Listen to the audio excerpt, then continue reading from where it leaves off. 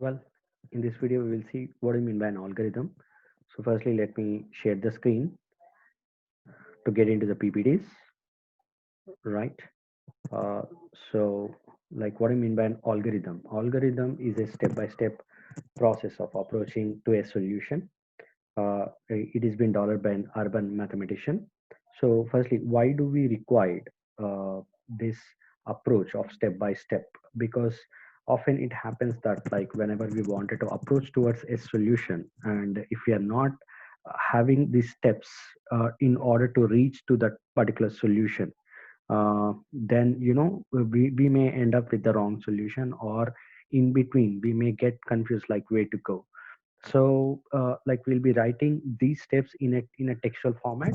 So when I say it's a textual format, the next question would be like in which language. Then it can be written in any language, but often we'll be using the English language in order to write the algorithms, like which is an universal language. Fine. So we will be writing the steps in the textual format in order to approach towards a problem.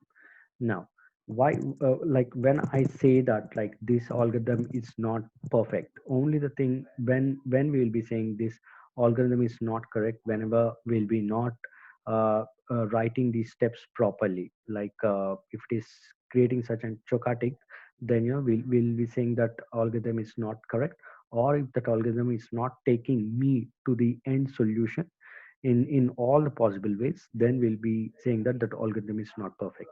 So let us see certain properties of the algorithm. So here are the properties. First one is the input. So zero and more quantities are externally supplied. Output should be at least one. Definiteness, that is, it should be clear, it should not be ambiguous. Next one, finiteness, it should have the finite number of steps. Like certain problems will be having like wherein we'll be looping the things. So whenever we loop the things, it should have the finite number of steps, that in order to get exit from that particular looping. And effectiveness, like this textual format can be written in using the pen and the paper. Right. So these are the like properties of the algorithm. So let us see like some few of the examples of the algorithm. The first step is that like the first example, add two numbers.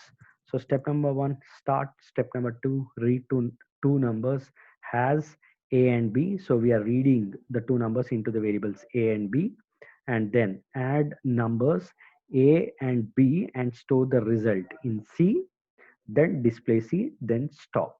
Okay, so this is the algorithm. Now, as I've said you, like we can write in our own textual format, and like in English we have written here, we can write in any language, and even in English, is it should be like the first step should be compulsory only start. It can have any wording which indicates a start. For example, like here I can put it as begin. Then step number two, read two numbers a and b. Then or else I could say like assign the values into the variables a and b. Then add numbers a and b, store the result in c. uh, or else I could say that like compute the sum of a and b, and place the value or assign the value to the variable c. Then instead of display c, I can say print c. Instead of stop, I can say that it is end. Okay, so right, so like this, like we can write in any textual format, but remember like it should be finite, it should be complete, it should not be chocatic. Right, next one, average of three numbers. So start, read the numbers a, b, and c. So we are reading three numbers into three variables, then compute the sum and divide by three, then store the result in the variable d, then print the value of the d, then end. So it is pretty clear. Like here we have taken totally three variables, then we have performed the sum, and then we have divided that one with the three.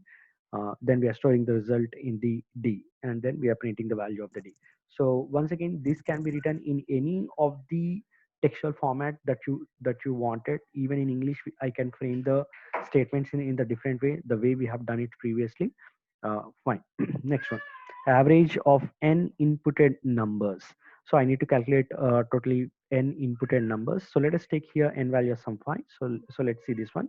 So first step is the start. Read the number n. Let us assume this is 5. Initialize the I value. I'm taking another variable called as I to 0. Initialize the sum. I'm taking another value called another variable called as sum, where I'm initializing the value to the 0.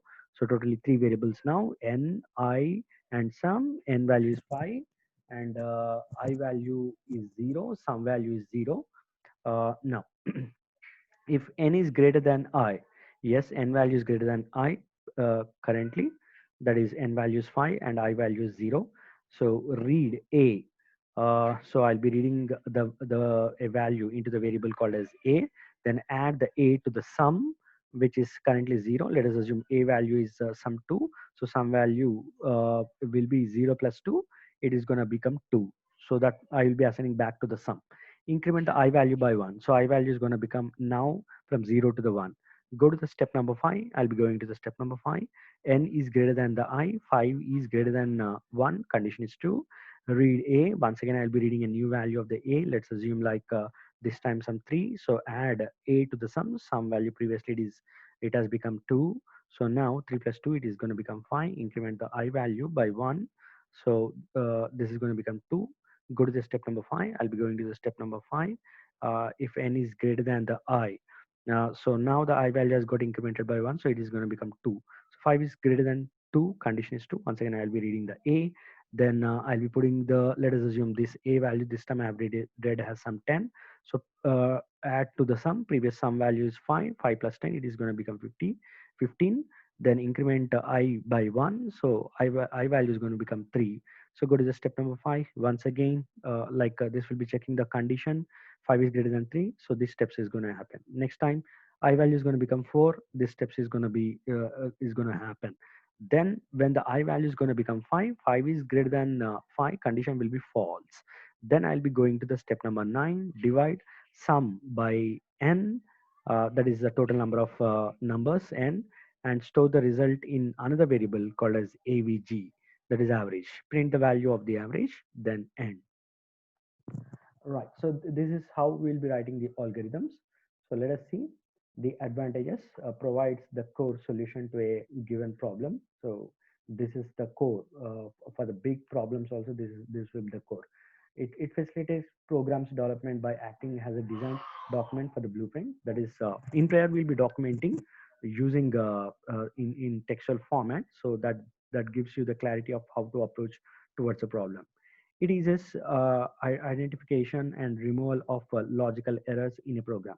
Yes, whenever we'll be writing in terms of textual format, so we'll be knowing like where is the logic, uh, uh, uh, calculation or critical things are existing.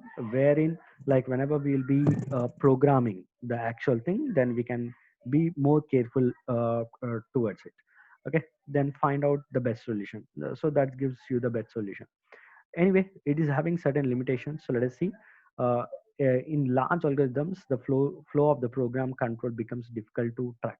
So if I would like to write a big project, then writing the algorithm in terms of textual, it's going to become a very time taking one, and it becomes sometimes difficult in order to write that much of text. Algorithms lacks visual representation of the program construction like flowchart. Thus, understanding the logical becomes relatively difficult. Few people understands more in terms of textual. Few problems can be understood using the textual, even only in textual. But however, like most often it happens that like the flowchart is going to give you more pictorial representation that gives you the more clarity than compared to the algorithm. So that is the algorithm. Thank you.